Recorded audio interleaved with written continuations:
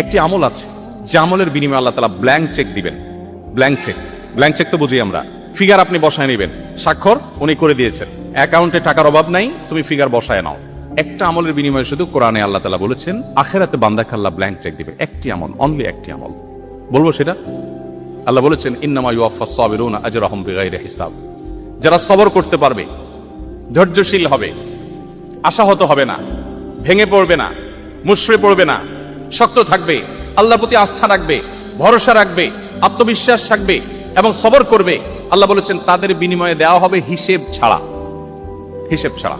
আপনি যদি ইসলামে আসেন, আপনি যদি ইসলামটাকে বোঝার চেষ্টা করেন, আপনি যদি ইসলামটাকে মানার চেষ্টা করেন, তখন আপনার ক্যারিয়ারটাকে আপনি দারুণভাবে এনজয় করবেন। আপনার প্রমোশন হলো না, ক্যারিয়ারে আপনার প্রমোশন হলো না, আপনি খুব সৎ অফিসার কিন্তু প্রমোশন হলো না। বেঈমানের কাছে কোনো সান্ত্বনা আছে? যার আখিরাতের প্রতি বিশ্বাস নেই তার কাছে কোনো সান্ত্বনা আছে? আমি একজন সৎ মানুষ বাট প্রমোশন হয় নাই, মানে এর চেয়ে বড় ট্র্যাজেডি আর কি হতে পারে? আপনার কাছে তো এর চেয়ে কষ্টের কিছু, আপনি শেষ হয়ে যাবেন ভিতরে ভিতরে ঘুরে। তার কোনো সান্ত্বনা আছে? ইমানদারের সান্ত্বনা আছে না নাই? আছে না নাই?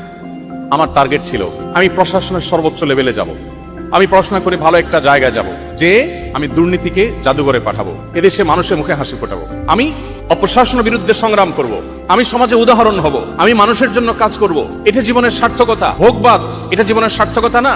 ভোগ করে সুখে থাকা এটা তো গরু ছাগলও পারে, পশু পাখিও পারে। ভোগবাদের বিপরীতে দাঁড়িয়ে ত্যাগের মধ্য দিয়ে মানুষের মুখে হাসি ফোটানো এবং তার বিনিময়ে আবার আল্লাহর কাছ থেকে রিওয়ার্ড আসা, এটা তো আমার জীবনে অনেক বড় একটা টার্গেট। এই টার্গেট যদি আমি ফুলফিল নাও করতে পারি, আমার প্রমোশনই হলো না, চাকরিটাই হলো না, জায়গা মতো যেতেই পারলাম না, ইমানদারের সান্ত্বনার জায়গা হলো নবীজি বলেছেন মান হাম্মা বিহাসানাতিন ফালাম ইয়ামালহা। কেউ যদি কোনো ভালো কাজ করবার সংকল্প করে কিন্তু করতে না পারে, আল্লাহ তাআলা তাকে ওই কাজটা করার যেহেতু ইচ্ছার কোনো ত্রুটি ছিল না, কিন্তু সে পারে নাই, তার প্রমোশন হয় নাই, তার চাকরিটা হয় নাই, ব্যাটে বলে হয় নাই, তার স্বপ্ন ছিল, তার ইচ্ছা ছিল, ইচ্ছাতে কোনো খাদ ছিল না, সে সঠিক সিদ্ধান্ত গ্রহণ করেছে বাট হয়ে ওঠেনি। নবীজি বলেছেন কুতিবাত লাহু হাসানাহ। সে যা নিয়ত করেছে ওটা নিয়ত করে করলে যা সওয়াব পেত, নিয়ত করে সেটা করতে না পারলেও আল্লাহর কাছে সমপরিমাণ সওয়াব লাভ করবে।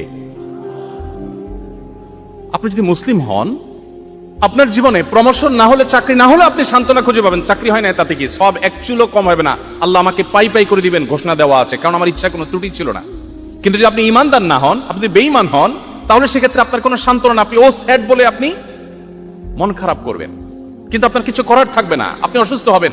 এই জন্য পৃথিবীতে কেউ যদি সুখ চায়, আল্লাহ কোরআনে এমনিতে বলেন নাই আলা বিযিক্রিল্লাহি তাতমাইন্নুল কুলুব, যদি কেউ সুখ চায়, কেউ যদি মানসিক প্রশান্তি চায়, সেজন্য আল্লাহ স্মরণ করে। আল্লাহ স্মরণ করলে তার অন্তর এমনিতেই প্রশান্ত হয়ে যাবে। আল্লাহ আমাদের সবাইকে মুসলমান হওয়ার তৌফিক দান করুন।